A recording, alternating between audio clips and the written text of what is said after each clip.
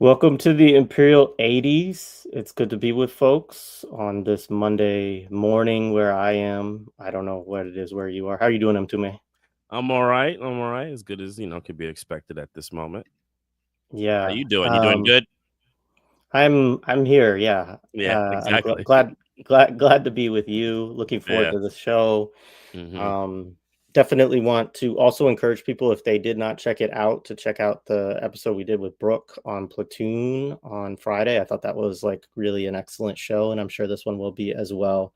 Yeah. Um, yeah, I see some folks in the chat having a terrible Monday. It is sorry. I'm glad that we're here to distract you from your terrible Monday and solidarity to you. Um, and yeah, so today we're going to tackle a vaunted piece of 80s nostalgia, Raiders of the Lost Ark. I'm really excited about this one. hmm We had so to a little bit of backstory. So I was on a struggle session on Adnan Hussein's show a month or so ago, maybe 2 months ago at this point. I don't know. Um, and our guest today, Ambereen Dadabhoy, was also a part of the panel that we had, and we talked a little bit afterward. And she's a scholar of Orientalism, English literature, has done work on Shakespeare and the Islamic world. And she was like, I teach Raiders of the Lost Ark in my Orientalism class. And I thought, oh, that would be really a good conversation to have. And so, yeah, so we'll get into all of that. Before we get started, make sure to like, share, subscribe. The other last quick plug I want to say to me before I hand it over is that we did that fundraiser for Lifeline for Gaza last Wednesday. It's 5 days since we've done that. So all of those funds plus other funds that people gave to in that day are about to go through 5 days again without receiving donations. And so I looked at the back end today, and there's 159 funds on Lifeline for Gaza that are going to go from 4 days without a donation to 5 days without a donation if people don't give to them today. So I encourage people also to head over to Lifeline for the number 4 Gaza.com and give a contribution to a Palestinian in Gaza right now. Still a lot of people trying to just make their way to the south amid the evacuation of Gaza City that's being enforced by the Israelis and the US. And they need money also just to rent land, which is like the most depraved thing I could possibly think of, to put their tents up on and things like that. So anyways, it's a really important time to support Palestinians in Gaza right now, as I imagine it will be for, unfortunately, quite a while. But did want to plug that. But yeah, go ahead. Yeah. Yeah, this is gonna be really good. I'm really I want to say excited about the movie as much as I'm really interested in the conversation. I will say I am a resident, and people who know me well, Steven Spielberg hater at the highest degree. And come at me. Let's do it. And I have all the kung fu to get you on that one. But I actually had not revisited this film in a long time, partly because I don't like Indiana Jones. After revisiting Temple of Doom as an older person and realizing how racist it was, I said, I don't really want anything to do with it. So I never went back. But going back to this, I was like, oh, it's been racist from jump. And I'll go there. But we should bring in our guest. Yes, we should. So let me introduce her. So Ambereen Dadabhoy completed her Ph.D. in English literature from Claremont Graduate University in 2008. She has taught at, I'm not going to try to pronounce that university, in Istanbul, and is an associate professor of literature at Harvey Mudd College in California. She is the author of Shakespeare Through Islamic Worlds and the co-author of Anti-Racist Shakespeare, along with Nedda Mehdizadeh. I hope I pronounced that close to correct. And several other articles on race and religion in Shakespeare and early modern English literature. Ambereen, welcome. It's good to be with you today. Thanks for joining us to talk about this movie. Thanks for having me. I'm like super excited to know. I kind of want to know why Mtume hates Steven Spielberg so much, but maybe that will be a distraction. I mean, there are obviously reasons, say Spielberg. A lot of the stuff is saccharine, but I want to know if there's anything more. And I'm just so thrilled to be here and to speak with all of you, both of you, and everyone in the audience. Yeah, for sure. I mean, I think it'll get into actually within the conversation. I mean, some of it is the filmmaking. I think he's gotten also a lot of passes as a filmmaker for very pernicious activity, but also him. And I'll also include Lucas into this. They ushered in a brand of filmmaking that we are still suffocating from in American cinema. And, you know, I blame them heavily. The two of them, not just them two, but, you know, them as like a group of people. But yeah, but it'll get part of the conversation. But yeah, really great to have you, Jay. How do you want to start? How should we get this going?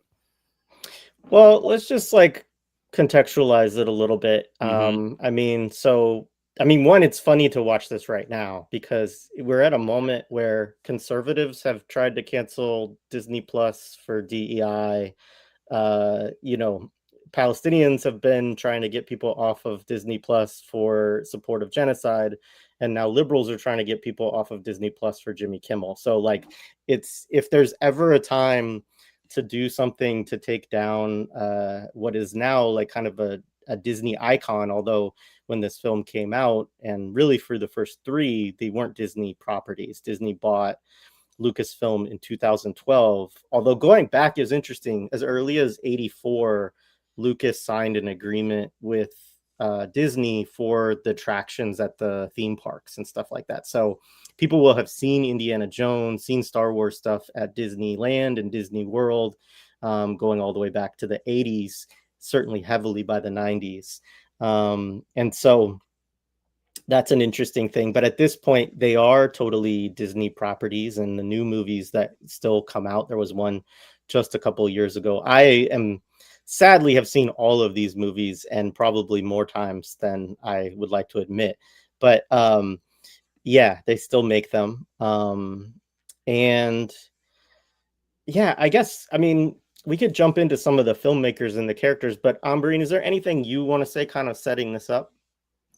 Yeah, so just talking about the Disney and Lucas connection for a second, you got me thinking about, so I am from Southern California, from Orange County. I worked in Disneyland when I was in college. So I have a long Disney connection, but going to Disneyland as a child, like they used to have Captain EO, which I'm pretty sure was like a Star Wars spin-off Michael Jackson thing, right? And then it obviously, when Michael Jackson was mired in scandal, that quickly got pulled. And in that place, they put the Star Wars ride. And then when the Indiana Jones ride opened in Disneyland, I remember because I used to work there. I worked at that time. So that was like late 90s.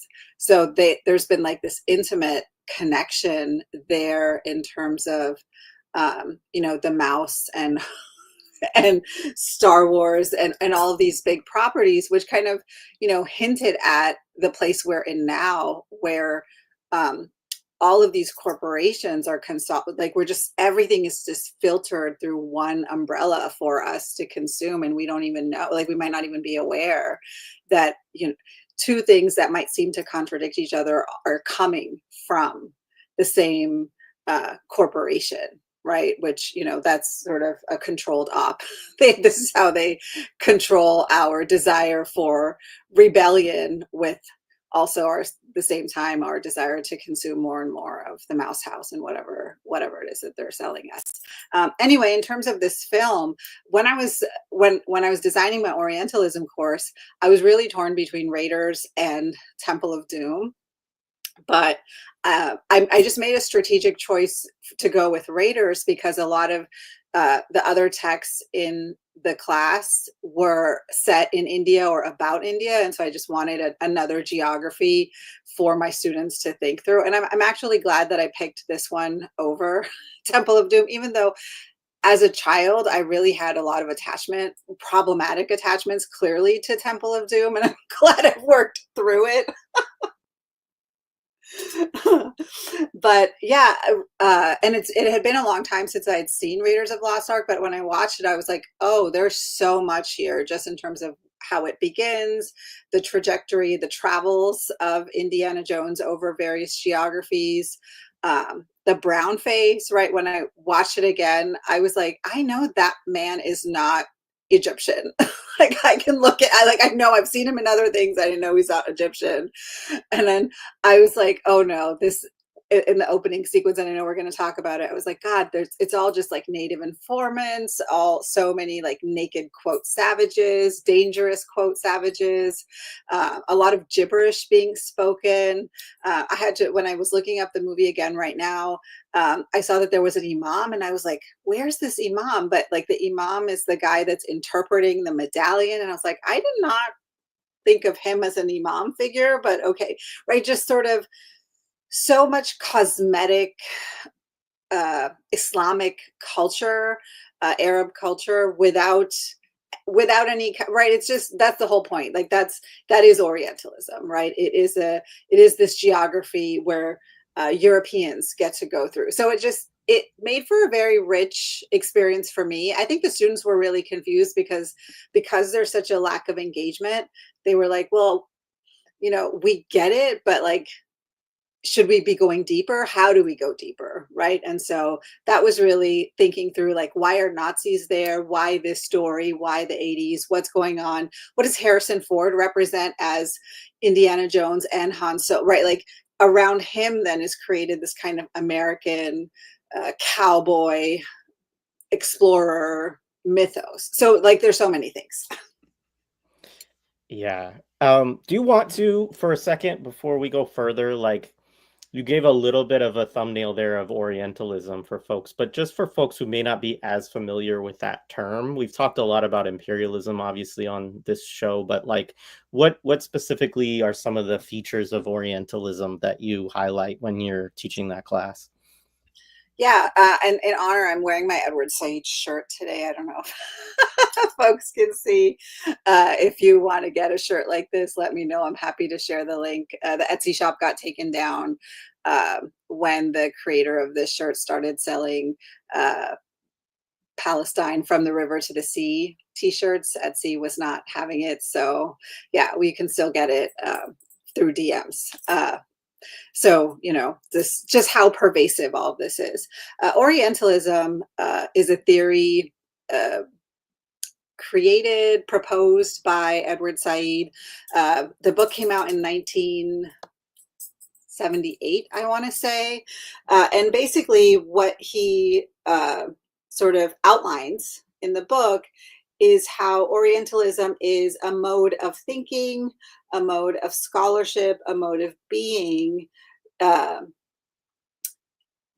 where the Occident and people which is the West, conceives of the Orient, which is the East, as its oldest double, as a site where its anxieties about itself can be displaced, and where Europeans, Westerners can have authority over this place. Authority comes in various forms. So when we think about academic disciplines, things like disciplines like anthropology, disciplines like literature, disciplines like religious studies, right? If we think about the religions or the religion of Europe, which is Christianity, its genesis is in the place that we now call the Middle East in West Asia.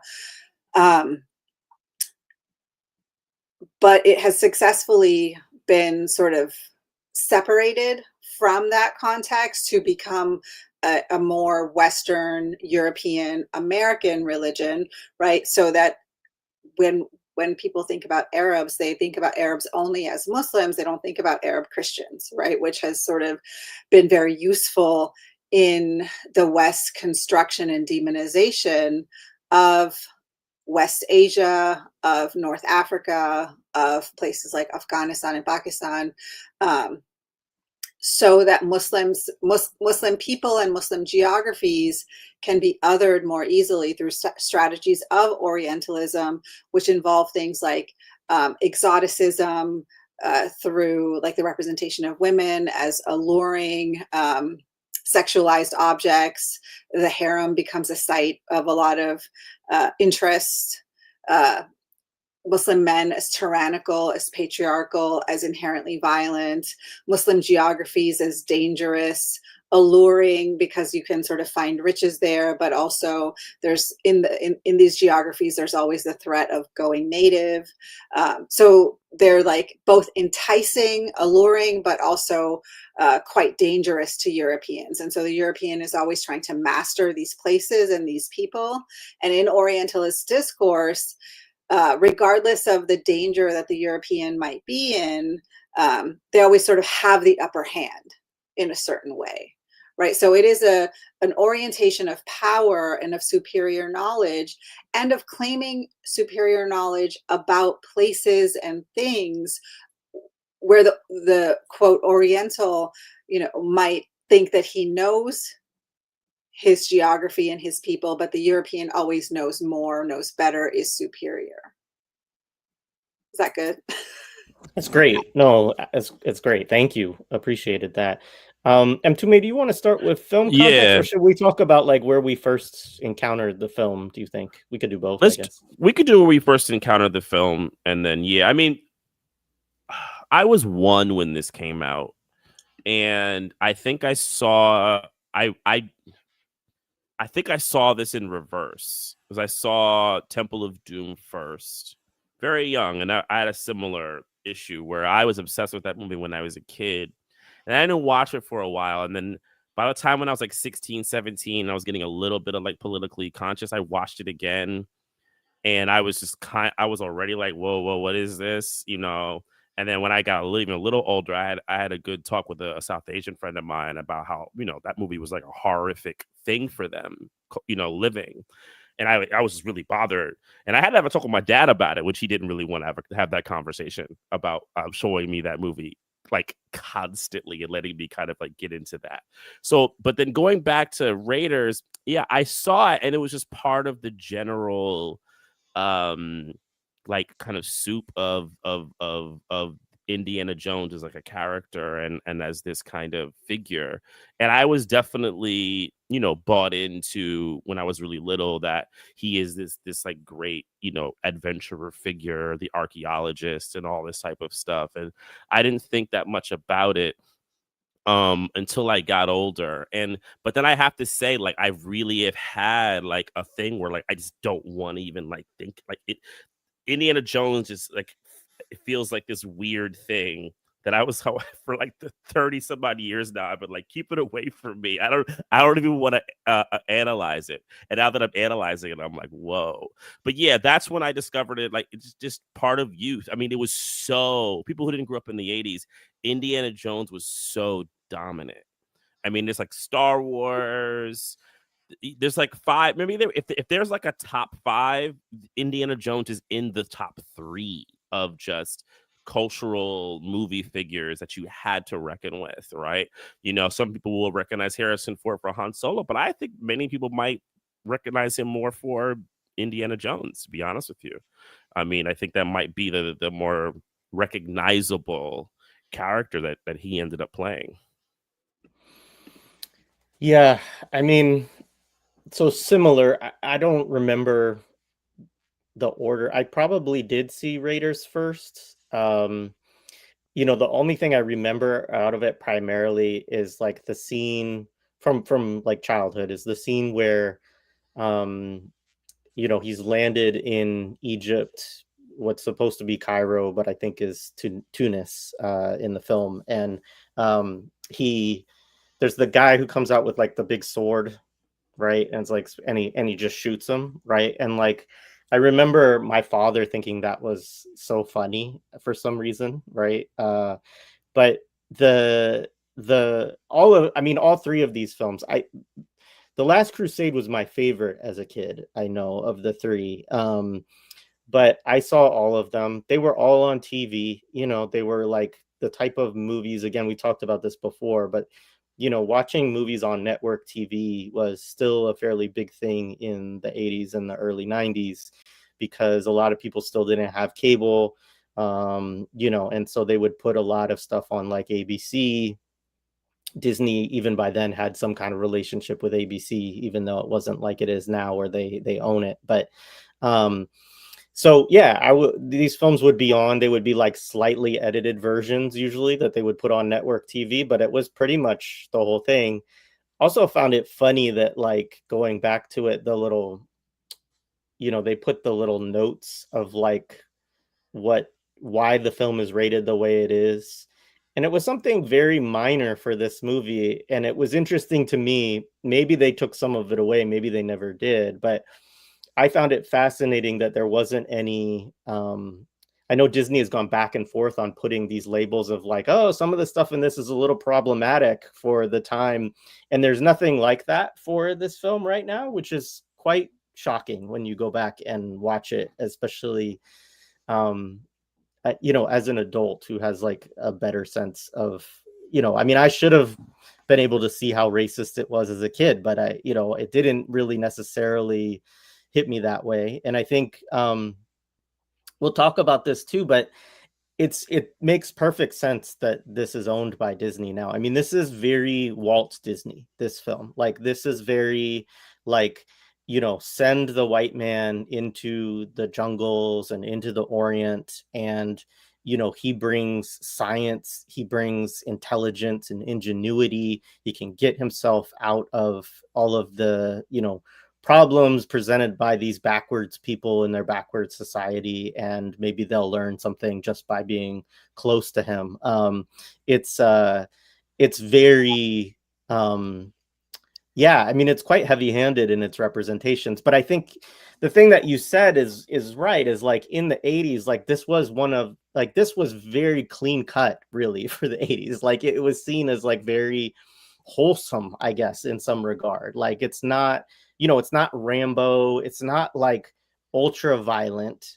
It's not, so it's that part is really interesting. And I think, Ambereen, you and I were talking a little bit about it when we were talking about, is like, I'm curious also, like, more about how students come to this film initially too, because I think, they've cleaned up Indiana Jones a little bit as the years have gone on. But like you said, like these first 2-3 movies, like the racial representations are really jarring, in hindsight, especially. But yeah, I'll stop there. But yeah, I saw all of these as kids. And the other thing you said about Star Wars, yeah, I mean, I think this comes out right after Empire Strikes Back, which he also takes a little bit of a bigger role in, Harrison Ford. And like, this is him taking a full-on lead, because he's really like kind of a co-lead second to Luke Skywalker in the original Star Wars series.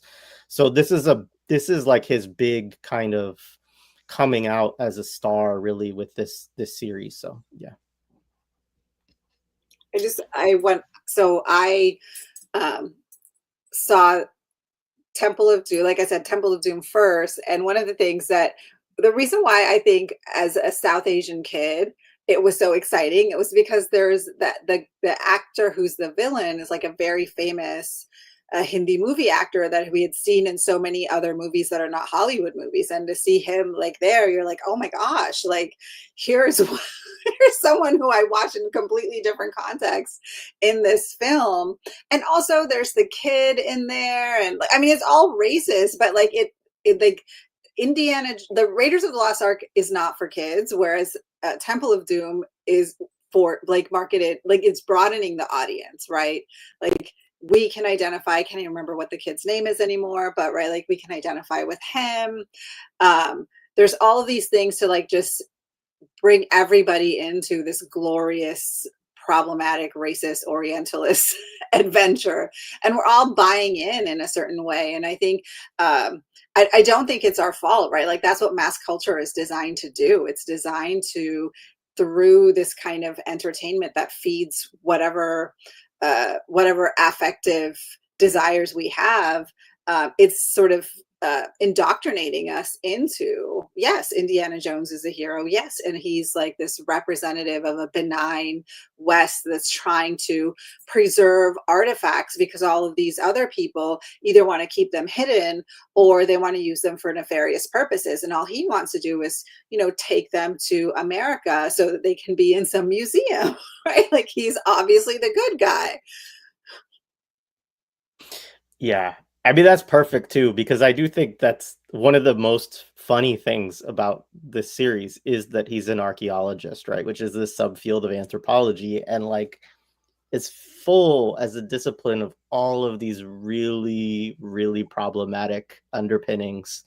And yeah, but he's also like way cooler. You know, that's the is like to make it's so weird. It's like because the archaeologist, I think of like the most nerdy, like sorry to anyone out there who's an archaeologist, but I just think of the most nerdy dudes. And like, you know, he gets to be this like, you know, again, like he's almost superhuman at times. Like his ability to get out of any jam is always kind of his thing. And so it makes the archaeologist seem like the coolest thing.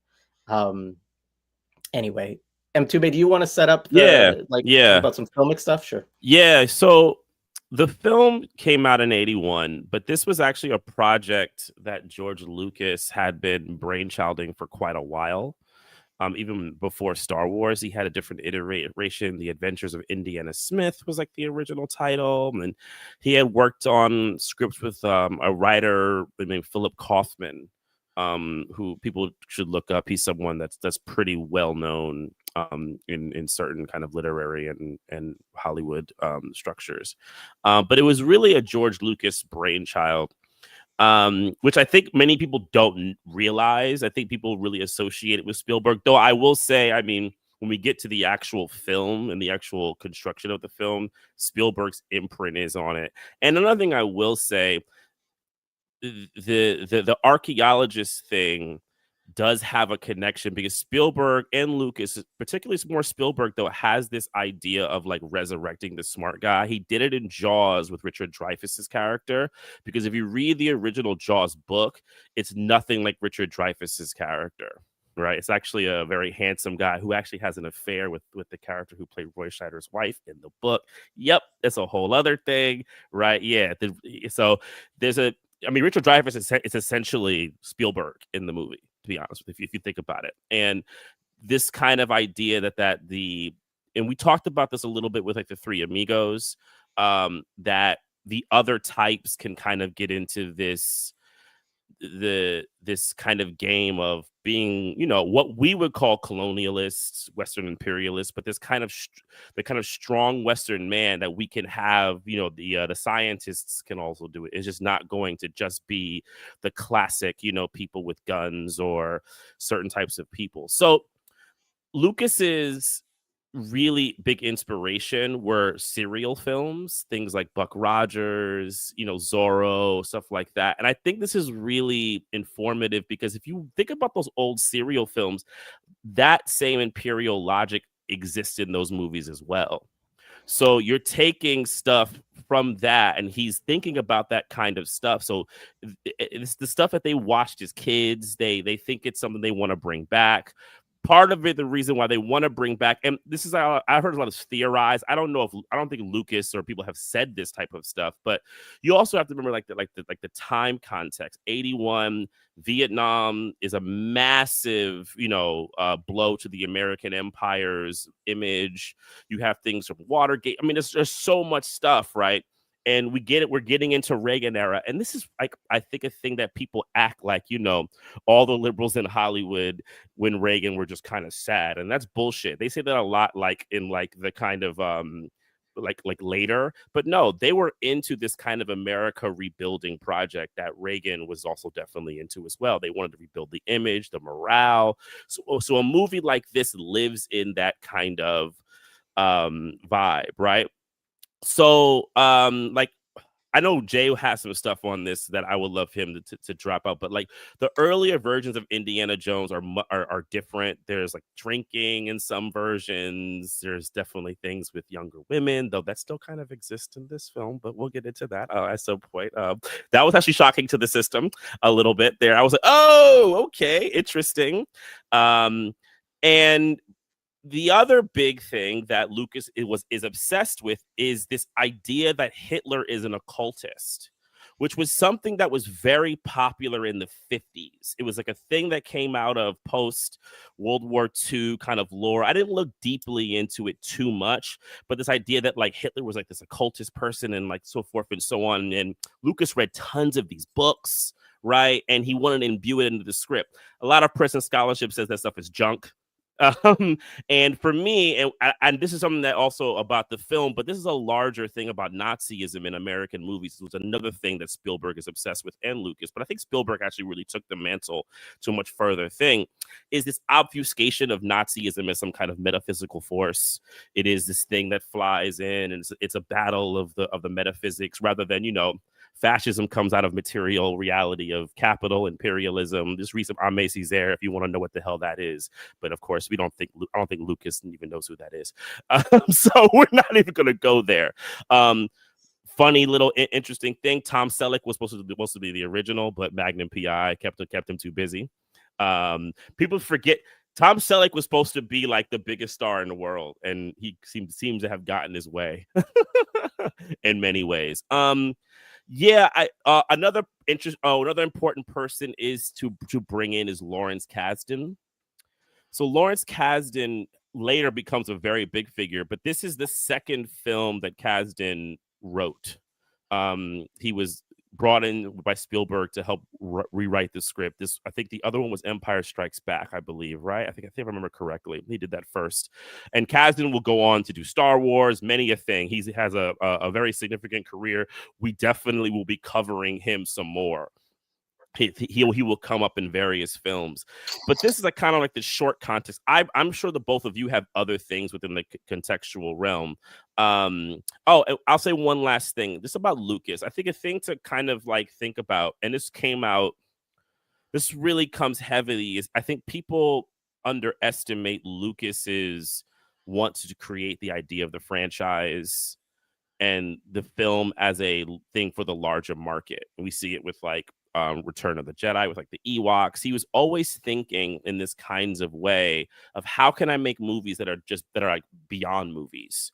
They become these like cultural standpoints. They go into the market. They go into merchandising, iconography, and his interests in a kind of Americana, right? That being the selling point becomes really, really a big thing to kind of push the 80s, honestly, to what we're having this series kind of discuss. He is as much a figure, and Spielberg as well, but Lucas is as much a figure in pushing these kinds of narratives and this kind of, you know, vibration through everything as anyone, you know, and maybe the most successful at doing it of anyone. Yeah. So a couple of things just to add quickly. I mean, obviously Spielberg and Lucas collaborating on this was like very much sold at the time and was like a huge deal. I mean, Star Wars was freaking massive and Jaws was huge, right? And the other person I think that's really important to bring in is John Williams too, like the guy who does all the music, because I mean, there are moments when you're watching this where you almost like, is that Star Wars that's playing? Like the similarities in how John Williams does those musical scenes during the action sequences and stuff like that, and like the way that, I mean, I think about this stuff a lot more actually listening to like Samantha Youssef's conversations too, of like really the importance of music within the film, of like really kind of drawing you in and making sure you understand who you're supposed to identify with, who you are not, etc. And so he's a major figure here too. But other than that, I mean, it just was it was an instant blockbuster, right? It was a massive film, as were as was Jaws, as was Star Wars, as was Empire Strikes Back, right? And so it comes in and launches this whole, franchise that we see now today with like 5 movies. There was a TV series in the early 90s too, the Young Indiana Jones. So yeah, there's all this stuff that comes in, and toys and everything else. But I don't have anything else to say in setting it up. I don't know if you have stuff with that, Ambereen, or if you also want to talk a little bit about how you what you do within your class to sort of teach this film. Well, there's a couple more things about context. So an influence is also these 19th century adventure novels that are set in Africa, written by H. Rider Haggard, I think his name is, and they're like King Solomon's Mine. So they're like serials about this guy called Alan Quatermain, right? Which where he is sort of going off and adventuring, encountering natives, finding hidden things. And he also has a book called She, which is kind of like this supernatural gothic, but again in Africa, and that is more sort of in the orientalist vein of like this dangerous, seductive woman that we don't see so much in Indiana in this whole series. And I wonder, just as we were talking about the context of the 80s with Reagan, like Reagan is a Hollywood president. Like before Arnold Schwarzenegger, before our version of that, right, there was Ronald Reagan, who was a Hollywood actor, mainly in Westerns, right? And that it's its own sort of, obviously, a genre of American imperialism. And Tom Selleck, if we want to bring him in, he was like the first Hollywood Republican who wasn't sort of afraid to say he was, like, before Clint Eastwood, there was Tom Selleck. Right. So we have all of these sort of connections in terms of the kind of political logics that are informing this film and also this era. Like, I think it's very interesting that we have the 1970s period of second wave feminism, and we have, I'm teaching a utopias and dystopias class right now, and we're reading a book from the 70s called Woman on the Edge of Time, and it's very much sort of written in the wake of like this kind of 70s countercultural movement, which you see so early on in the 80s being quashed in favor of this kind of macho imperialism that we are getting in all of these other films, which I think is a reaction to these political events, like global political events, US foreign policy disasters, but also domestic events in terms of the kind of Equal Rights Amendment, countercultural sort of post-Vietnam, anti-Vietnam student movements, just also the ongoing fight for racial justice, right? All of that sort of is being reversed in these films. Like, if you just look at the people of color in this movie, not to say that every movie has to have people of color, but the way that they use them here, it's obviously they're marginalized characters, but some of them aren't even people of color. They're like white people turned into people of color, right? Like, that is the state of sort of returning to a white masculine sort of aggressive norm in these films, which I think the presence of Nazis really helps in terms of here is a thing we can be against, and here is a thing where we obviously are the good guys, because in every other thing we've done, every other war we fought, every other military adventure we've engaged in, we haven't been successful. So I think those were my only notes in terms of starting with context. No, that's awesome. I just wanted to say for folks, so we should just highlight this. So you talked about the sort of brown face component. So this is Alfred Molina in the background here, who's Satipo, I think is how they say his name. I mean, like, he's supposed to be, somebody brought up that they laughed when it said like it says South America in 1936, right? There's no country, right? Just continent. And of course, I mean, it's supposed to sort of be Peru, like that's kind of what they seem to be going for. But there are these kind of native informants that he's working with, and then there's actual like groups of indigenous people. Before we go further, actually, though, is there anything else you wanted to share kind of from like how you teach the course or what you go through with your students and maybe some of what you've seen from their reflections going through it? Yeah, so one of the things, so the course was really just introducing my students to what is Orientalism, how does it show up, and it really, we start from the Middle Ages and we end in the 21st century. So it really was moving very fast. Like a semester might seem like a very long time, but when you're sort of tackling that huge amount of time, it was very, we just had to jump over lots of time periods.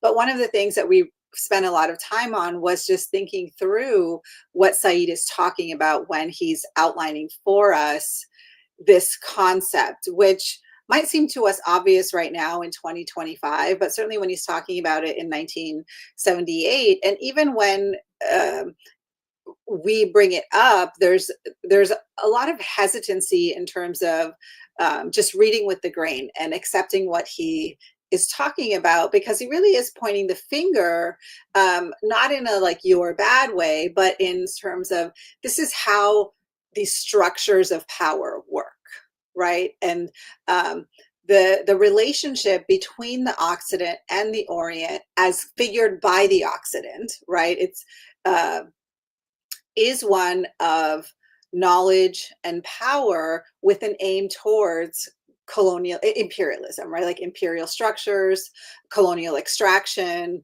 control, all of these things, right? And so, and the fact that it's not just it's not just a discourse that's about like militaries fighting, right? It's not just about, it is, everything is political, obviously.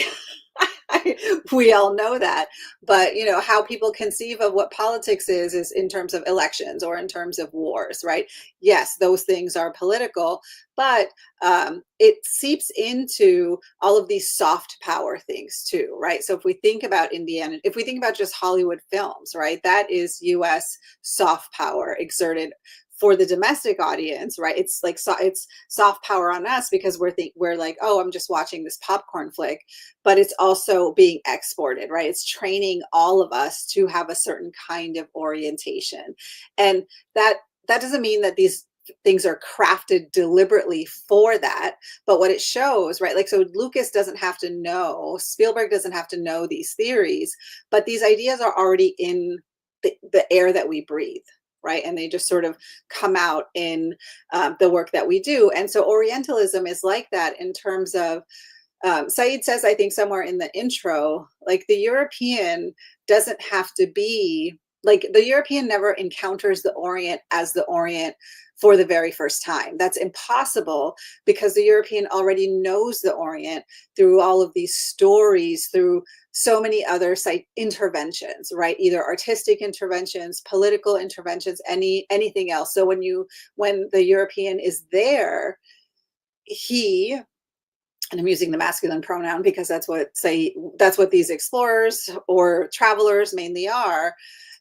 What he is seeing is not sort of the Orient in front of him, but the Orient filtered through the texts of Orientalism that have already come before, right? So in the class, my students will mainly be unfamiliar with sort of this academic study of the Orient, but they will already have a lot of ideas about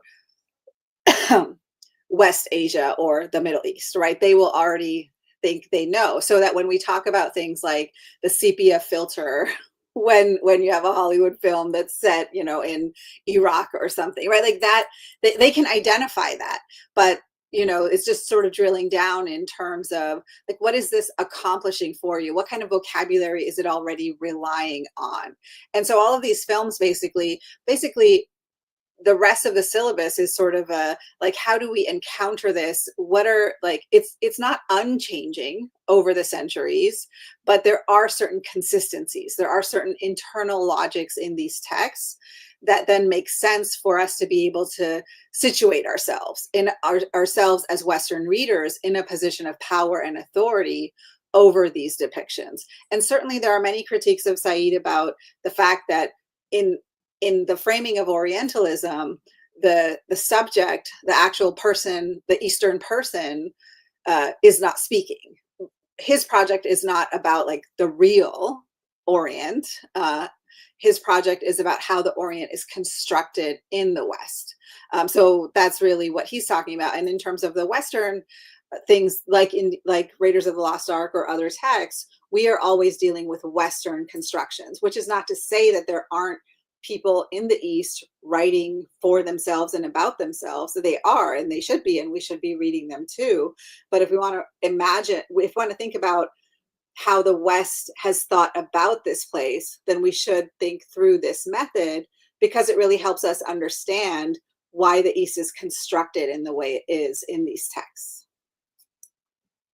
That's great. Yeah, thank you. So let's jump into the film. There's about half of the film to analyze, because the whole second half, last hour maybe, is like all action sequences, really, that there's not a whole lot going on in them that's really worthy of analysis, honestly. But there's a lot going on in the first half of the film. There's a lot of kind of setup that I think is worth getting into. So what I had started to do was talk about the first scene. You're dropped right into South America, undefined, right? Somebody in the chat said it's actually Kauai where this was filmed also. And you're initially set into this place. You right off the bat, Indiana Jones is with kind of a troupe, right? A group of folks. They're going through the jungle together. You have these scenes where one of the guides will uncover a face of like kind of an idol that's carved into rock, right? Gets terrified, and a bunch of the natives run off, right? Because this is just so, I mean, again, like these are all of the themes, right? Like you have these indigenous people that are afraid of magic or whatever, like this idea that people are simple, or that they don't possess reason or rational. They can't kind of move past the sort of mystical dangers that they imagine, things like this, right? But Indiana Jones, of course, he can press forward, takes Alfred Molina's character, who again is supposed to be like Peruvian or South American. Just for context, people don't know, Alfred Molina is an English/American actor. He does have, I think one of his parents is Spanish from Spain, so he did have did learn to speak Spanish, although his Spanish in the film is not great. But nonetheless, right, he's browned up in the film. All of the indigenous people look like are meant to look more dirty, are meant to look kind of unclean. Again, this is a big theme. And it's a famous theme. Like Indiana Jones presses into this temple. He's carving out spider webs. He and Alfred Molina's character get covered in tarantulas. This is also, just for people, it's not accurate. Their tarantulas don't like swarm on people like this, and they aren't in Peru. The tarantulas they show are not from Peru, right? So like there's all of those kind of things that happen a lot in the film too, like inconsistencies or geographic. It also comes up later with the Cobra Pit. Like these are not real things. It's manufactured to create a certain mood. They go through the temple. It's booby trapped everywhere. We may want to say something about that. Eventually he gets to the end. It's a famous scene. It's the one we kind of used not an actual version, but a replica of on the picture for this, where Harrison Ford, is grabbing this idol, but he knows that it's booby trapped. So he wants to create a bag of sand that is the same weight as the idol and replace it. And he thinks he's done it, and everything starts to fall apart, and he has to run back. His guide betrays him, of course, and I forgot to say before that, another one of his guides tries to shoot him, and he whips him with the bullwhip, which I know M2 may well have things to say about. But then it's the famous ball rolling. And somebody reminded me, somebody was like, the first time I got introduced to this film was through Muppet Babies. And yes, Muppet Babies showed the ball rolling after Indiana Jones, right? And so the he gets out in the nick of time, going through all of these booby traps, which is it's in all of these movies, him overcoming these highly booby trapped areas to get an artifact. And at the end, it's taken by a French archaeologist who is working for the Nazis, who has set him up with the local indigenous people, who then, are spitting poison darts and shooting arrows towards him as he runs and, gets away on his little plane. So that's the opening scene. I just wanted to describe it for folks. Feel free, Mtume, and then, Ambereen, if you want to jump in with some stuff. A few things about that scene, which I think is very informative. I actually think you have to look at the camera work of the film to get some indication of how Lucas and Spielberg want to introduce you and to get you to do the buy-in. So for the first 2-3 minutes, you see the kind of traveling party, and it's done through a lot of limited space shots. And what I mean by limited space, like limited view, you have to peek through things or obstructions, half of the bodies. You see the faces of people like Alfred Molina and the other guide. You see them very clearly. But Indiana Jones, you do not see his face. You see parts of his body. He is kind of mysteried in a way. And the kind of vibe it's trying to get you is to kind of almost imbue you, get you to kind of feel it, make it like the kind of rustic nature of being in what people would assume is like the Amazon. I think that's what probably would jump to people's brains, like the Amazon, the wildness of the rainforest, and all this type of stuff that you get told about in whatever you ingest that from. So you watch it. And then you see one of the informants with a gun, which is very, very clear, a gun. And it's like a fire, like a big, medium shot where you see his face and his gun, and he has the menacing kind of look, right? And before you see Indiana Jones's face, you see the whip, the bull whip, right? And he's a leather coat, right? And the whole nine. And he comes in and he just is able to disarm this man with a whip. This bad, person, and he runs away and it's over, right? Now, for me, when I watched this, I hadn't seen this in years. I immediately said, oh, Indiana Jones is an overseer. Oh, shit. Wow. Okay. I don't know why I've never thought about this before. Maybe because I think maybe Temple of Doom, all the other racist shit overtook in my brain, right? And then in Last Crusade, I think because it's really about the Nazis. It's like a more of a European fight. You're not really thinking about that. But in this, it became so clear that the overseer, the archaeologist, he used to go there to tame the natives, right? And to kind of, get them. I mean, with the hat, the Indiana Jones hat. I mean, look at it. If you're watching this, go and Google a nice big picture of Harrison Ford with the leather coat. I'm like, you cannot tell me this does not look like a plantation overseer. Like, it just looks like one. I'm just like, and I immediately was having moments. I was like, oh shit, I don't know if I'm gonna make it through this one. I was having the thing. So yes, once you have that, you see him, you there's an effect that this kind of has on you by going through it, kind of not seeing him first, but experiencing it through these kind of visuals, right? Where you actually can become the overseer. So this is kind of what Lucas and Spielberg want to do. They want you to become the overseer and to see that logic. And yeah, I think the things that Ambereen has said and Jay were saying are so important here, because this has to do with this idea that the periphery or all these nations are just these barbaric places. They don't understand the things that they have even within their own society. I mean, that's what How to Read Donald Duck talks about beautifully, right?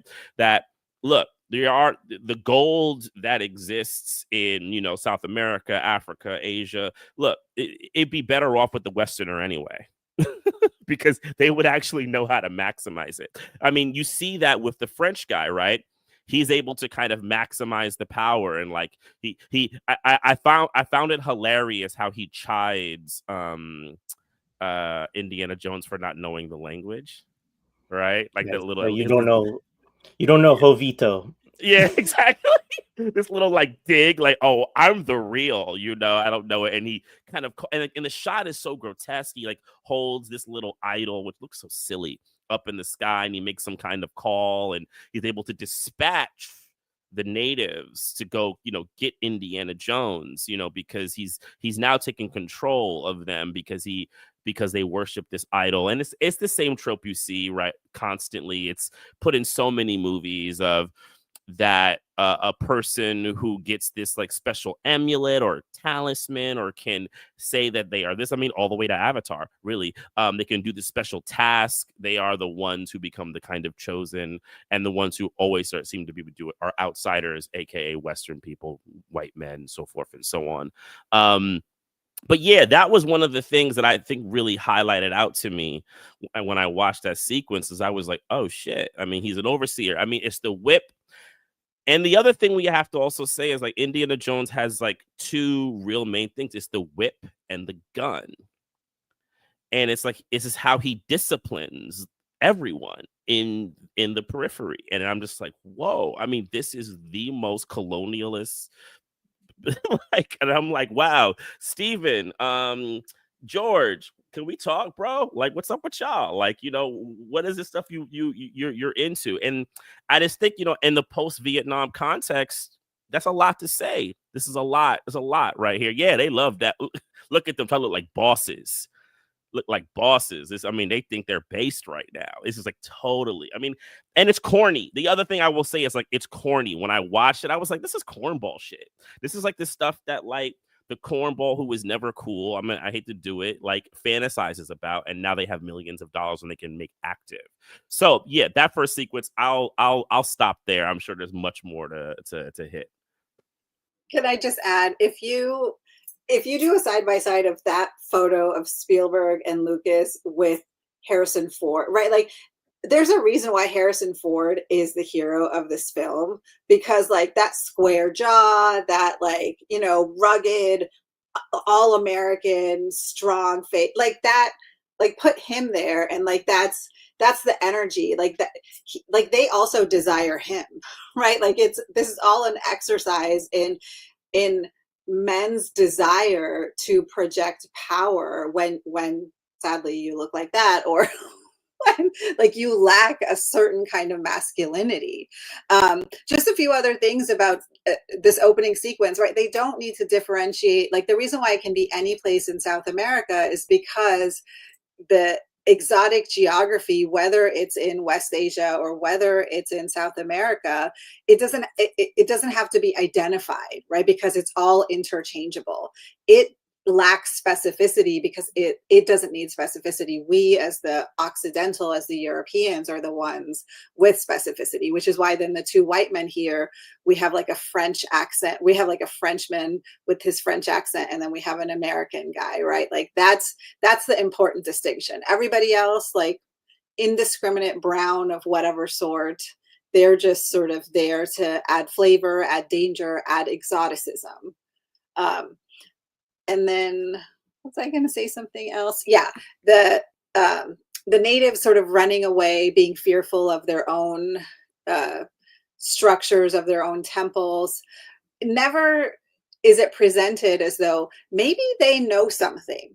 Maybe they are aware of the sacredness of these places and the reasons why we shouldn't go in, right? So native knowledge, which is here depicted as fear, is always undermined, right? And that has always been how white European colonialism has operated, right? Like we are the ones with the superior discernment. You have supernatural belief, which is why we don't need to listen to you. But when you get into the temple, it is a dangerous place, right? There are all of these, like you shouldn't go in. There's a reason not to go in. But to that point, exactly. But of course, Indiana Jones can get out of all of it. And that's like always the trope. It's right, like yes, they fear it, right? And there's these booby traps, but he's just so cunning because he has the elevation of Western civilization, of enlightenment, you know, the touch of whatever that would drop upon him. These things, because essentially they're always primitive. Even the booby traps, while they're large, it's a huge ball. There's spikes. There still can be dodged by someone who's gone beyond primitive man, right? Yeah, so he goes back to teach at university. I can't remember if they identify where he teaches. But there's this scene, and like 95% of the young people in his class are girls, right? Or young women. Was there a guy in there? I saw at least one, yeah. The upset guy with the apple at the end. Yeah, he's there. There's the scene people will remember of the young co-ed with "I love you" like written on her eyelids, and him getting stuck looking at this. So I want to say, I'll go to this quickly because we can get it out of the way. It's not super important to the film, but it is weird. So there are fascinatingly, I mean, and this speaks to kind of the hubris of George Lucas and Spielberg, right? Is that they preserved their notes of the conversations where they were storyboarding this film, where they were talking about. It's actually very interesting. It gets into a lot of the different things that, like, people could just read that document. I'll put it in the show description, and you could do an analysis just of the conversation that they're having. But there were prior versions of the film, supposedly, or script, right, where he also is found like either sleeping with a co-ed, or like there's like clothes of hers or something like that in his apartment. Like, so that this is like the kind of sanitized version that they've left, is that all the girls in his class love him, and he's kind of like overwhelmed but also sort of enthralled by this. The kind of more nefarious edge of it, even than that, not that that's not like bad, is that the relationship with Marion, which we will get to in a little bit, it comes up pretty quick after this, because Marion Ravenwood is the daughter of his mentor, his teacher Abner, who these two state officials come to in this scene and are presenting him, U.S. state, are presenting with him that he needs to go to try to find the Ark of the Covenant is what ultimately they're looking for, and that it's basically a race between him and the Nazis around it. And we can say more about that. But so he has to go see Marion, who's in Nepal, right? And their relationship, which in the first scene is this bar scene in Nepal. She's drinking, like, she drinks some much larger woman under the table, literally. And, we'll get to all of that. But she, in that initial scene between the two of them, she's like intimating, I can't remember exactly the phrases that she uses in the script and in the film, but there's something weird going on. Like she's like, hey, like, I was a kid, or I was a girl, right, when we had our prior relationship, and you just left me, kind of thing. And in the script writing scene, I'm actually going to pull this up because I want people to actually see it word for word, and it will help me to tell it accurately. So hang on. So, all right. So they want to create a prior relationship with them. This is them talking. So G is George Lucas. L is Lawrence. What's his last name again? M2Me? Kasdan, right. And then S is Spielberg, right? And basically they're talking about like their initial meet, but we have to get them cemented into a very strong relationship, a bond. So this is George Lucas. So Lawrence says, I like it if they already had a relationship at one point, because then you don't have to build it. George Lucas says, I was thinking that this old guy could have been his mentor. That's Abner Ravenwood. He could have known this little girl when she was a kid, had an affair with her when she was 11. That's George Lucas. Lawrence Kasdan says, and he was 42. George Lucas says, he hasn't seen her in 11 years. Now she's 22. It's a very strange relationship. Steven Spielberg, she had better be older than 22. He's 35. He knew her 10 years ago when he was 25 and she was only 12. It would be amusing. That's George Lucas. George Lucas again. It would be amusing to make her slightly young at the time. And then Steven Spielberg. And promiscuous. She came on to him. George Lucas. 15 is right on the edge. I know it's an outrageous idea, but it's interesting. Once she's 16 or 17, it's not interesting anymore. But if she was 15 and he was 25 and they actually had an affair the last time they met and she was madly in love with him and he, Steven Spielberg, she has pictures of him. All right, so they get into this. George Lucas, this is the last part I'll read. He says, there would be a picture on the mantle. Actually, there's two more parts I have to read. There would be a picture on the mantle of her, her father, and him. She was madly in love with him at the time, and he left her because obviously it wouldn't work out. Now she's 25, and she's been living in Nepal since she was 18. It's not only that they didn't like each other, it's a very bizarre thing. It puts a whole perspective on this whole thing. It gives you lots of stuff to play off of between them. Maybe she still likes him. It's something he'd rather forget about and not have come up again. This gives her a lot of ammunition to fight with. Steven Spielberg, in a way, she could say, you've made me this hard. This is the last part. So George Lucas says, this is a resource you can either mine or not. It's not as blatant as we're talking about. You don't think about it that much. You don't realize how old she was at the time. It would be subtle. She could talk about it. Quote, I was jailbait the last time we were together, end quote. She can flaunt it at him. But at the same time, she never says, I was 15 years old. Even if we don't mention it, when we go to cast the part, it's going to end up with a woman who's about 23 and a hero who's about 35. So just to clarify, like in the actual film, it's not that it's subtle, I guess you could say in some ways. It's not that subtle, but the actual actress they get to play is 28 at the time, Karen Allen, and Ford is 38 at the time they're filming. So it's a 10-year age gap in reality. And given Hollywood structures, like that wouldn't seem that unnormal to most audiences. But I just wanted to share that because like this is the mind of these people as they're creating these characters.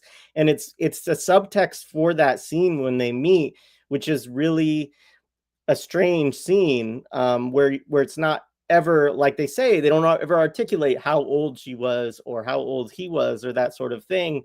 But that's what they had in mind. And I think that says a lot about all of them. I mean, that's just the colonial fantasy, right? Right. You get to ship off into the netherworlds, and you can take a young woman that's, was your mentor or part of the feudal lord or something like that. She's underage. You get to take her on tour with you, or even better yet, you go back to that world and she's there. She's a little bit more mature now, and she's lived, right? And now you can pick up where you left off because you've already kind of started. I mean, I don't want to say it anymore because it's so disgusting. It's absolutely like rancid. And in the film, when you watch it, I mean, I was watching with my lady, and she was like, wait. She paused. She was like, she's underage, right? She was underage. I was like, that's what I'm getting, right? So like they do. So I guess they take George's advice and go for the subtle, which is not subtle. I think there's also, so just to like, I mean, it's all horrific. I'm not trying to put that into context, but like the context of how the film works in terms of showing him in the classroom first versus then we get to Nepal. So we've had this whole scene of him adventuring. The audience, if we imagine an audience of, mainly men probably seeing this, or guys, or boys, teenagers, whatever, everybody has a hard-on for Indiana Jones, right? But we have to now put it back into a heterosexual frame so we can all feel good. Like now we don't want to have sex with Indiana Jones. We want to be Indiana Jones. So now we're in the classroom, and now all of these women, now it's like properly heterosexualized. And we see, right, he is the object of all of these women's desire. And that then licenses the next scene, because now we see all these girls, you know, batting their eyelashes at him. We see the girl with, I don't know how she wrote it, but I love you on her eyes. Like, that's serious skill with makeup there. And then, so of course, right, like, of course, this other young woman girl would like him. I mean, the problem is, like, what we see in this dialogue is that girl children are never girl children. Like, a 12-year-old, an 11-year-old, a 15-year-old is a child, right? But, like, again, here's the male sexualizing gaze that doesn't let a girl teenager be a girl teenager, right? She is now a Lolita, right? Like, the text underneath is this Lolita figure who tempted him, a 42 or 38-year-old man. Like, what? He has no agency. He doesn't recognize a child when he sees one. That's disgusting, right? But, like, the film is really working hard to make us, at this point, either want to have sex with Indiana Jones or be Indiana Jones, who all of these women want to have sex with, right? Like, that's how it's getting us to this place where it makes it okay that he preyed upon a child, and we're not supposed to think about it. Yeah, it's really disgusting. But you're absolutely right. I mean, that's the thing, is like the all of the ways to make people want to be Indiana Jones is just like that. He's irresistible, right, in all of these sort of ways to all of these different groups of people, right? And like you said, to move it to from the first scene where everybody's a man, right, to like, okay, like now he's surrounded by all of these women who adore him, etc. So yeah. Yeah, I mean, and we can move to the next thing, but the other thing is like this idea that, you know, it's his mentor's daughter, and this kind of idea that mentorship allows you a certain kind of access to something, right? So, and it goes to this, you know, it's part of that logic that comes out of like Western feudal relationships, right? It's like or feudal relationships in general sometimes, but it goes into that kind of logic, and it's just showing you the pernicious of this kind of Enlightenment philosophies and how this stuff works. And this film is just totally built on it, right? And yeah, I mean, it's funny because you go from there and then you go to like the scene that come up, the kind of setup, right, of what we're going to be doing, right? You go you meet the American states people and this kind of race against the Nazis. And it's, when I'm watching the film, I'm realizing I'm watching this kind of mix between the new kind of Enlightenment knowledge, right, of like liberal world, but then this idea that the old world has these unreconciled things, and that Hitler is trying to exploit it. And this is kind of what the thing with Nazism in movies, and it existed before the 80s, but I think by the 80s and then the 90s, it gets really, really useful when we get into a different kind of level of stuff. But in the 80s, you start this kind of constitution of Nazism in American films, because there's this need to make America again this great defender of world freedom, right? And of course, you know, it's funny. I'm watching the film and I was like, wait a minute, do they ever actually mention any like communists or Russians or Soviets in this entire thing? I thought about it. I was like, I kept waiting, and I said, well, I'm not going to watch any of these other ones. But I realized it's like the world order is really just for them, America, the Nazis, and then there's these peripheral lands that are stuck in history. That's the other point that I wanted to make, and that's something that Donald Duck talks about. How to Read Donald Duck talks a lot about that. There is no progress in these places. They are literally stuck in history. And if we think about the movements that were developing at the time, the anti-colonial movements, the scholarship and the knowledge that was starting to be developed around that time, especially with their connection to the communist movement and stuff like that, and the beginning of that kind of growth of all the type of things that would come 10 years later, like the Chinese revolutions, all that type of stuff. Like, it's very interesting that they want to suppress that end and just make literally the entire world of good and evil this liberalism versus fascism, right? And not even fascism, I'm sorry, Nazism versus Americanism. Actually, that's what it should say, because I don't even think fascism's even mentioned in these movies at all.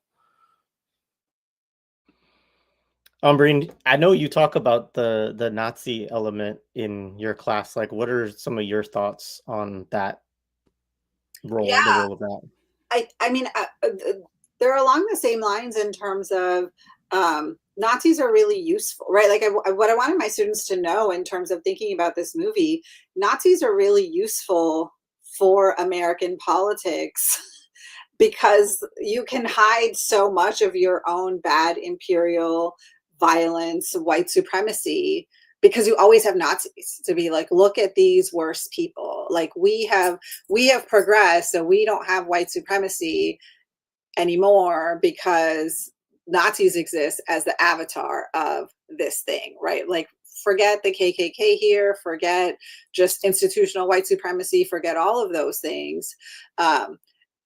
And the other thing in terms of this kind of Orientalist framing in terms of this film is that you can project the kind of dehumanization that you witness from Europeans, Americans onto Nazis. So Nazis are the ones who are doing all of this extracting, right?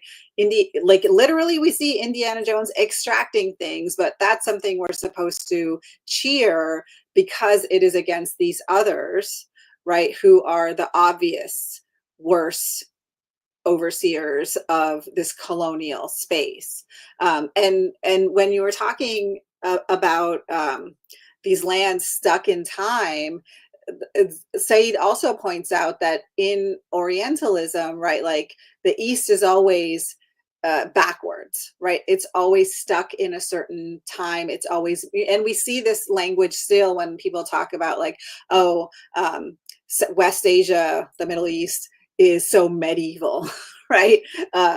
What does that mean, right? It's again stuck in the past when Islam came to be, but also we're then able to license all sorts of violence in the name of progress, which is sort of the same thing, right? Like the Nazis represent a white supremacist past that Indiana Jones and America has sort of moved against. Never mind the actual real history of racism in the United States in the 1930s, right? Like forget about those things. They don't exist in this world.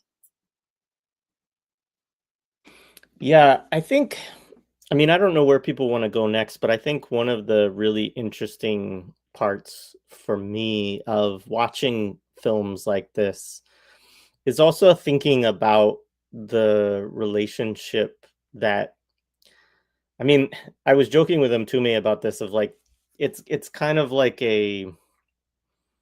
like people who love the History Channel, like this is like a kind of perfect movie for them, you know, like it sort of touches on like there's the History Channel's obsessed with Nazis. It's obsessed with these like the ancient and, you know, looking at backwards kind of civilizations, quote unquote, but also with like anthropologists and archaeologists, Western ones, right, going into these places. And I also think there's a really interesting connection to something like Zionism, like within a film like this, right? Like this idea that the Ark of the Covenant is this lost Old Testament, you know, Jewish artifact, right? That is, you know, was stolen by an Egyptian pharaoh and hidden in some temple in North Africa, that it's white people who are entitled to go in and to get this thing out of there, right? And that this also, I mean, there's a whole industry in, you know, in Israel, right, and in the Middle East, right, that's kind of around like curated tourists experiences for whether they're Christian fundamentalists or Christian Zionists or whatever, or just Zionists, but like to kind of get these manicured or curated tours of supposed artifacts and all of this stuff. And like, it connects, you know, to conversations I've had with Adnan Hussein too about his work around the Crusades and around just this notion of, I think you said it actually earlier, Ambereen, too, of like, you know, Christianity is part of this region, right? You know, Jewish culture is part of this region and its heritage, right? But for some reason, that becomes the purview of white Westerners, right? Like they're the people to preserve it or to pull it away from, you know, these Arab people. And like that is a very, to use Mtume's word, pernicious discourse within this film. I feel like that's kind of an undercurrent of a lot of this. Yeah, 100%. I mean, and the Last Crusade, I think, ends up being that, right? You see that. I mean, and in many ways, this film is kind of, I think, in the Last Crusade, feel like a kind of roped together piece. Like Temple of Doom is like a weird racist detour, extra racist detour, and then you have like this kind of circle of those two films, because this idea that the Christian, anything that has to do with Abrahamic stuff is really belongs to the European, and it's the European who will solve the kind of Abrahamic promise or whatever, so forth and so on, which is just on its face, if you know at least a tad a bit about history, just absurd, right? But that actually goes back to like the long projects of Crusades and all that type of stuff, right? I mean, it's just consistent to how Europeans have positioned themselves when it comes to, you know, the Bible and so forth and so on, right? And their logic around it. And but I mean, we could probably push towards, you know, the movie. I don't know if there's more about Marion's encounter that we want to get into, or there's I don't know, Ambereen, if you have a thoughts like the next kind of stage in the film that you kind of maybe show your students to like discuss or anything like that. Yeah. So just before we get to that, I think just one more thing about this context in terms of European authority over West Asia, over Christianity, over just even right, like this, the undercurrent of Zionism that we can sort of understand through this sort of excavation of this historical artifact of the Ark, is that what's being established is sort of Judeo-Christian civilization, right? Mm-hmm. And like that word itself is also so pernicious, because the idea of Judeo-Christian civilization really is like, if we're Christians, we believe that like Christianity has perfected the right, like the New Testament supersedes the Old Testament. So therefore, like Christianity is the denial of Judaism as a legitimate religion. But because we need this idea this is part of what I'm writing my next book about, right? Like, because we need this, like we also simultaneously need to suppress the other Abrahamic faith, right?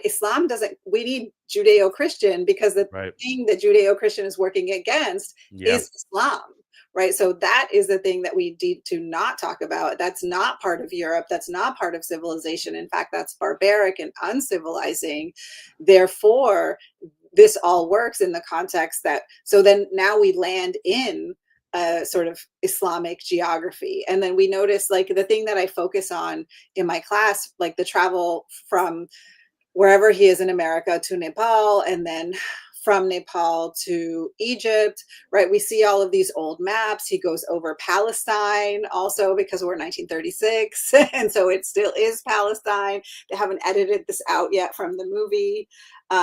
And so, like, what is the work that maps are doing, right? Like, how do maps create meaning? Who designs these maps? All of these are sort of fraught frameworks for how we make sense of the world. But we obviously need maps to kind of orient ourselves. But maps are themselves can be Orientalist structures too. And just that example, and like who gets to travel, right? Like who gets to move, who is stationary. So Europeans, Americans, Euro Americans get to go all over the world, right, doing all the things that they do. People on the peripheries, people in the global south, people in colonized spaces, they stay, right? They're stationary. They don't have movement in the same way that all of these other people do, which I think then brings us to Egypt, what's the city? It's not like, we're not in Cairo, we're in Tanis. Yeah, so they fly into Cairo, but Tanis is the name of this buried city, basically, that is, and I looked into this. I mean, this is like, it's again, none of this is really history, because like, you know, I think most people don't think that the Ark of the Covenant is actually a historical thing. That the whole Exodus story doesn't really have any firm basis in like archaeology or historical. Nobody has ever been able to confirm that or find any real evidence that the Exodus story ever happened, right? And so a lot of what we're talking about, is kind of Judeo-Christian mythology to a certain extent, right? But there is this idea that in like around when they say in the script like 980 BC or so, that basically that there's a pharaoh, I can't remember, they say which one, but I can't remember, who goes into Canaan or whatever, and like takes certain historical artifacts out, and that sort of stuff. So that is the sort of like loose historical basis that they're drawing upon, but all of this stuff is very loose. I mean, like you said, everything, the geography and history don't really, neither one of those things really matter that much, right, in this film. And so yeah, they go to Tanis, right, where there's all these Nazis already kind of excavating various aspects of, and it's just like a ton of them. And I mean, one thing we should say too is like the presentation of, I mean, in Nepal, there is that bar fight, and like all of the Nepalese people, like really, again, they might as well be faceless. Like they don't have there's nobody, like a lot of times when people speak in other languages too in the film, like it will just put a subtitle, it'll just be like speaking a foreign language, it like doesn't even bother to try to translate for you something that they might be talking about, right? And then of course when you get to Egypt, you have predominantly Arabs, right? This representation of them, and a lot of it is filmed in Tunisia, and people actually still go to places in Tunis to take like pictures of themselves in streets and places where Indiana Jones is in this film. So yeah, that's where we go next. Oh, apologies, Nepalese. My apologies. I did not know that. All right, thank you. All right. Other things on folks I on mean, yeah. one of the things to also point out about Egypt is we have another one of our brown face characters who is a key figure in the Indiana Jones movies, Mr. Good old John Rhys Davies, who is a Welsh actor who, puts on his worst Muslim Arab accent, but then like, what's weird about his acting, but then he goes totally British in the middle of it. It's just so absurd when you watch it. But he's like one of Jones's confidants, and something that they always do in this movies, he always while he'll have the kind of like high level betrayed hired hands, he always has very, very loyal person of color of some sort in his movies. You have Short Round, the little Asian kid who's that. This guy comes back in Last Crusade.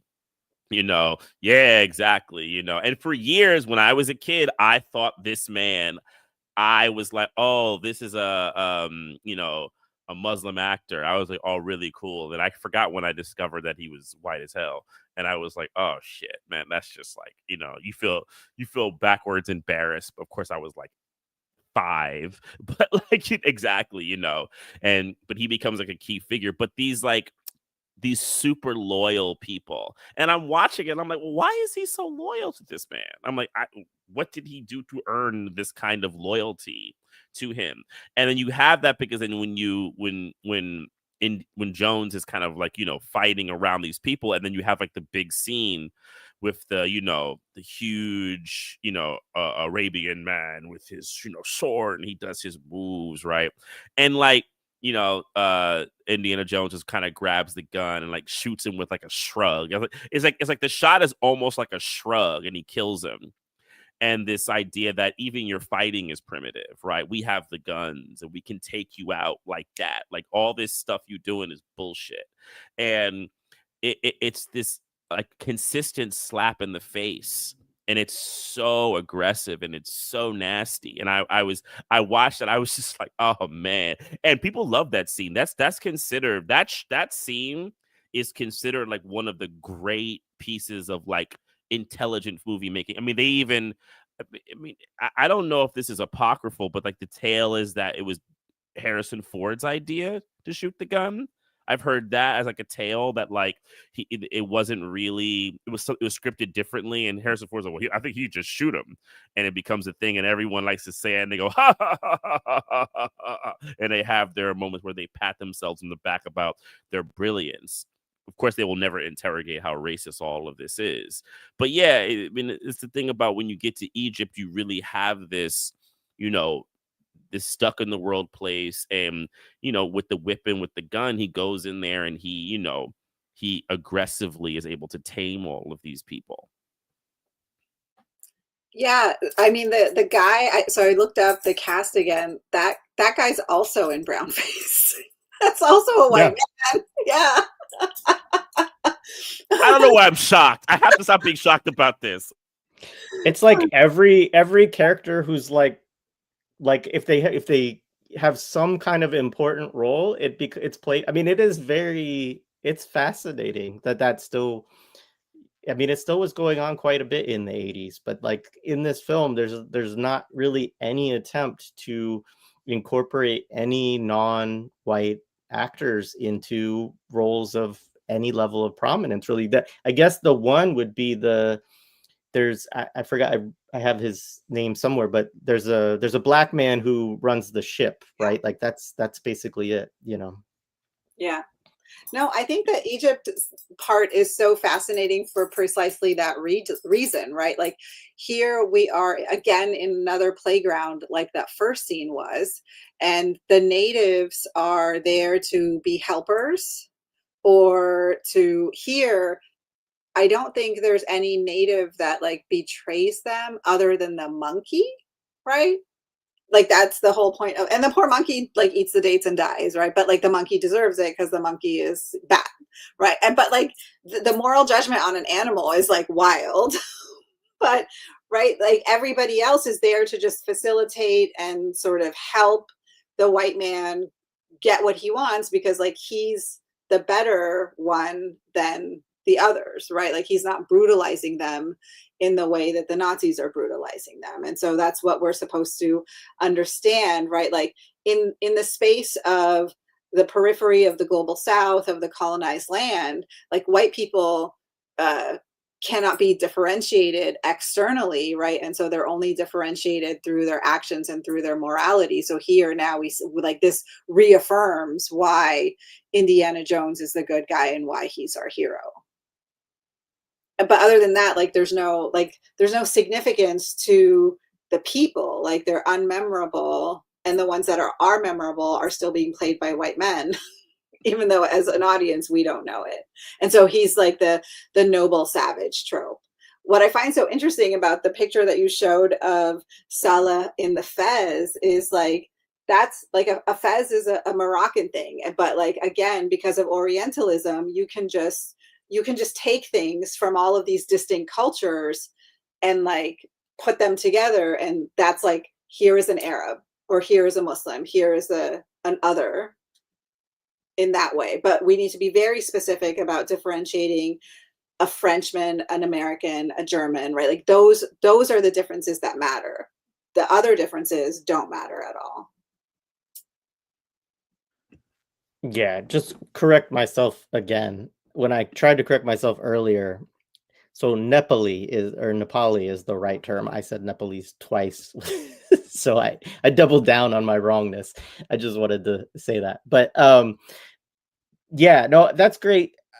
What else? I mean, what else in this film, guys? Like, because it really, a lot of it after this point is this. I guess one thing I will say that I did notice is the snake pit. So the snake pit is also this scene that people, and of course Indiana Jones is afraid of snakes. It's sort of like his, his corny kryptonite or whatever. But although I freaking hate snakes too, so like I don't mind that. But at the same time, that part also is one of those things that's has no there's no basis for that, like pits of like cobras and vipers coming together from all of these different parts of the world. And they also use lizards in that scene, as well as like rubber snakes or whatever, to make it look the way it does. But that it doesn't happen, right? Like a lot of those snakes won't be around each other. Only certain kind of snakes kind of gather together, and even still it's usually in like very small spaces, not like a giant tomb again. But it's like the tarantulas, it's like a lot of things in this film. Like it doesn't have to have any kind of the reality is not really important in this film in any sense. But yeah. I mean, I have a couple things. I mean, one is, so some will actually have to be a bit of a story. So it's kind of about the Marion character. So some years ago, a film that I did screened at a few film festivals, and Karen Allen was actually a person who also screened their film. And one time she was asked about the role, right? That she played in this. And, I found it very interesting, especially considering there's like a little bit like now, but the way she spoke about it was like, this was like a representation for strong women and things like this. And, she's like this like defiant, spunky person. And she spoke about it very, very, very, very, glowingly about the experience and about the kind of, representation of it. And so I'm watching the film, and again, and I'm saying this is also interesting. I mean, not discounting the other like really nasty things about the character that are there, but also like kind of how her character is like used within the film as a kind of sidekick to this project. And she's like the tough one, she can outdrink the dudes, and she can talk tough to the people. She don't trust no one, and she's battle tested, and is using these people as ways, other little like ways to kind of justify this really screwed up way of looking at this, these parts of the world.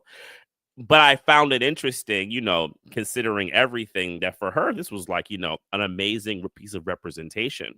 And it's just to like kind of add as like another end of like the liberal logic, right? Of what representation is supposed to be. But if representation for that group, means that, the other group just gets shit on, it's okay. Right. Even though I also will say like the other I will say is we'll talk about like there's not much in the movie after that, which I think is very interesting because Spielberg, and this is kind of my issues with him, he's into the set piece, right? So this idea that I'm going to give you these kinds of things of plot, and then the rest of the movie is just I'm going to get you drunk in all of this fighting now and this combat, and everything is like overly grandiose and all these like big punches, and I forgot now how much I hate Harrison Ford's battle face.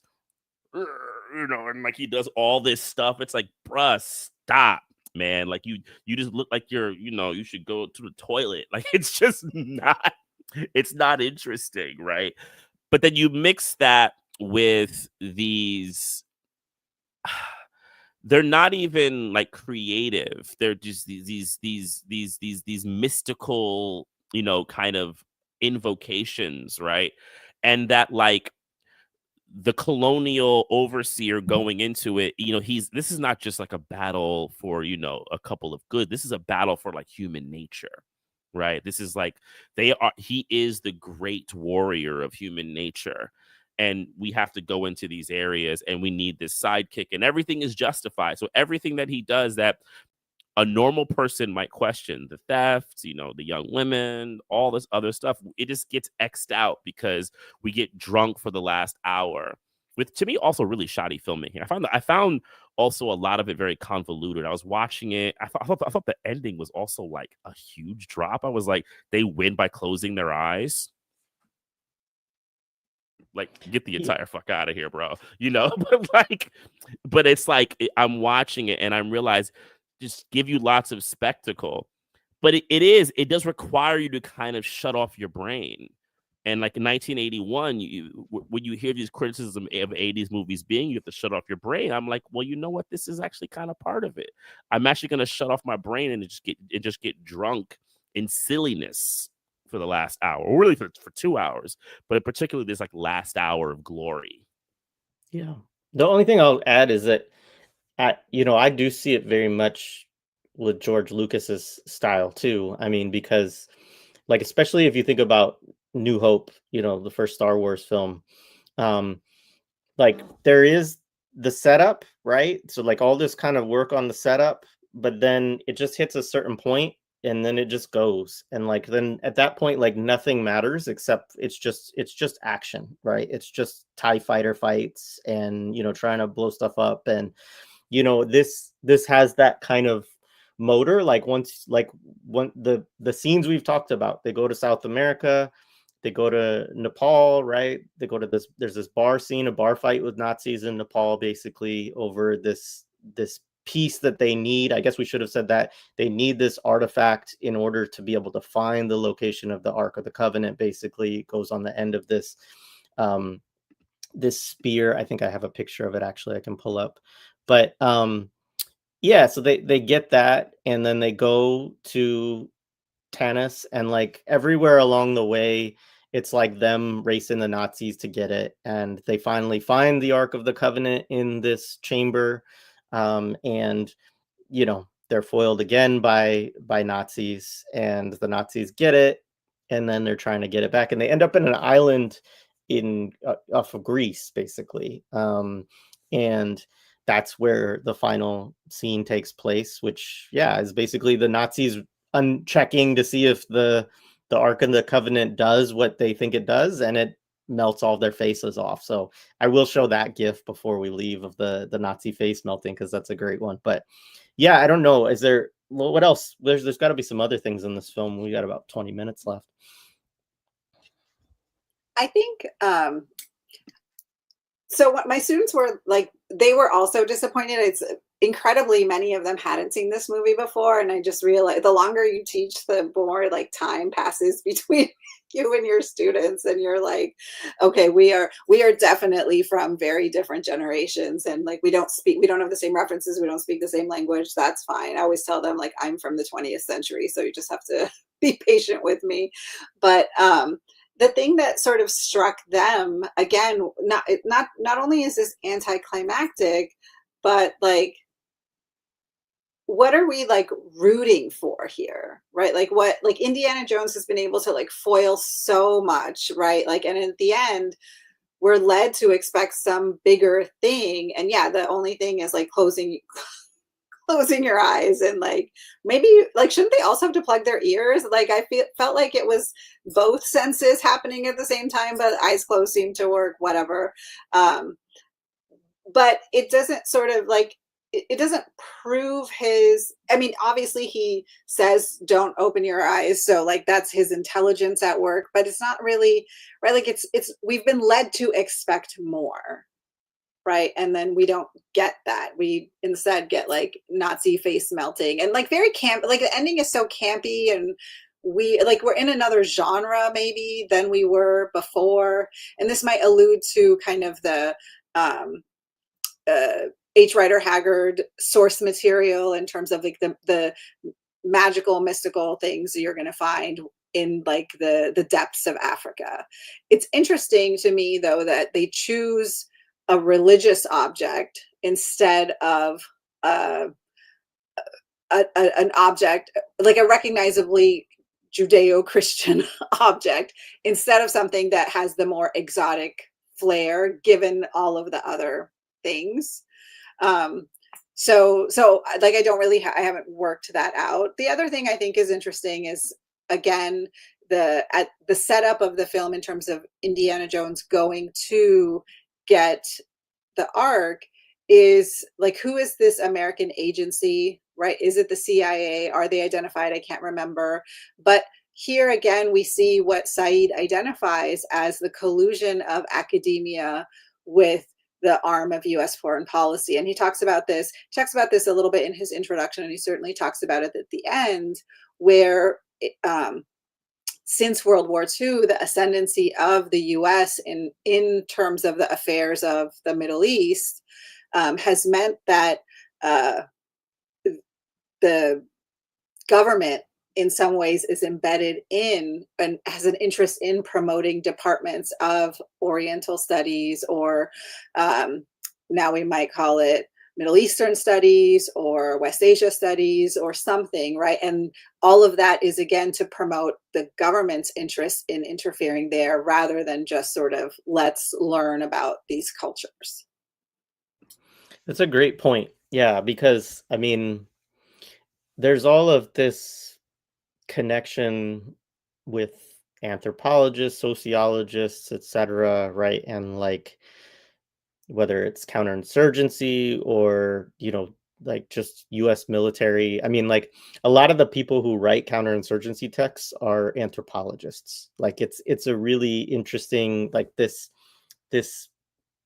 arena where you have folks that can be in academia, maybe they work for the Rand Corporation, maybe they do stuff for the State Department, right? Like and I think that is one of the really interesting things about Indiana Jones's character is how they are showing that, and also taking it all the way back to the 1930s. And that's one of the funny things about this film for me as a kid is like I also didn't really.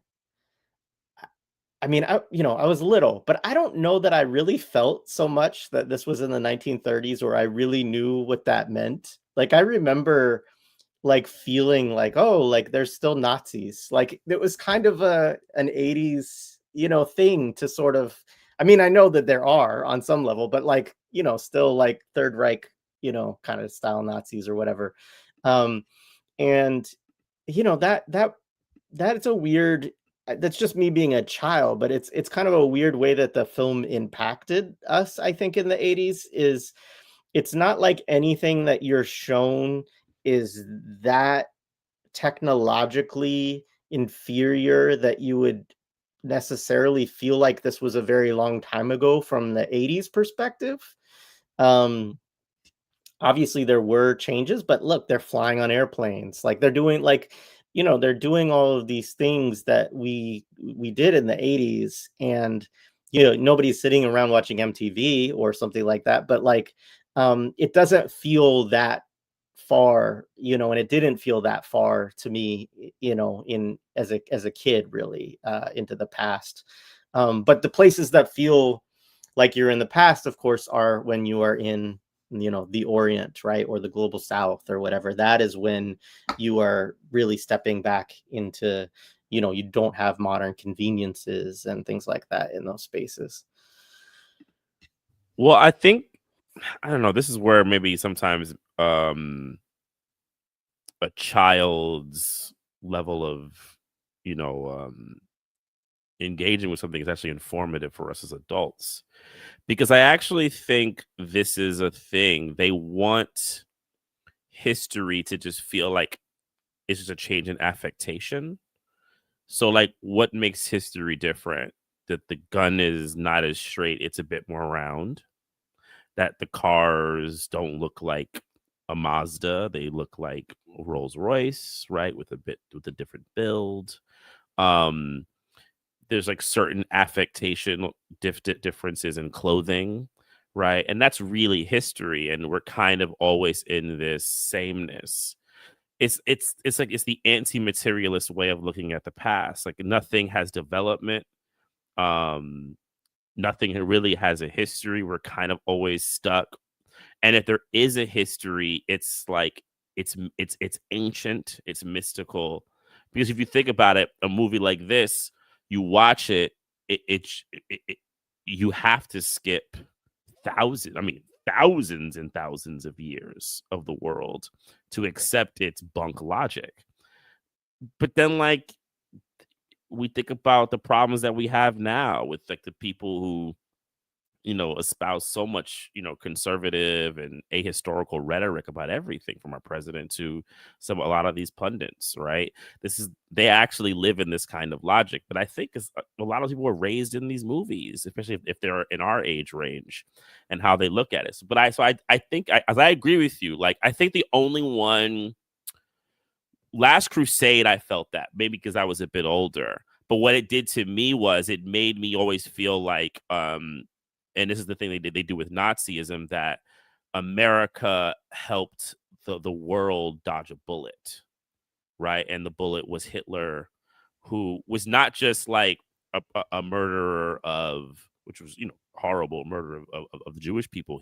He wanted to literally metaphysically change the very nature of the whole planet, right? And the bullet's been dodged, right? And you know, and liberalism and liberal democracy and Western, that part of the West, you know, is the thing that saved it, right? But this movie kind of like, you know, runs so that movie later could walk. Walk so this one they could run. I switched it up. Yeah, go ahead. I think that's really important what you just said, because I think we talked about this a little bit yesterday, but like, you know, you talked about the occult aspect and all of this, but I think one of there was a real race, right? There was the race to create the bomb, right? And there was a lot of races between Nazis and the Soviets and the United States, right, around technology, but also like Nazis were into chemical, biological weapon, like they were, you know, psychological warfare, right? And this also becomes a big part of the logic of the US state, you know, and it continues like through the Cold War into the present, right? Of, you know, we have to have the most advanced technology and weapons of all kind, whether they're weapons of mass destruction, whether they're psychological warfare techniques, all of this stuff, right? It's why you get something like MK Ultra, right? It's like all of this stuff. And so I do think that the film in some ways is kind of a metaphor for like trying to get the atomic bomb, right? And I think that also it's underlining and reinforcing though that logic of like the US is always kind of in a race against its enemies for the most powerful weapons in the world, and we should support that, right? Because otherwise we can get wiped out by the Ark of the Covenant or something like that, you know. So yeah.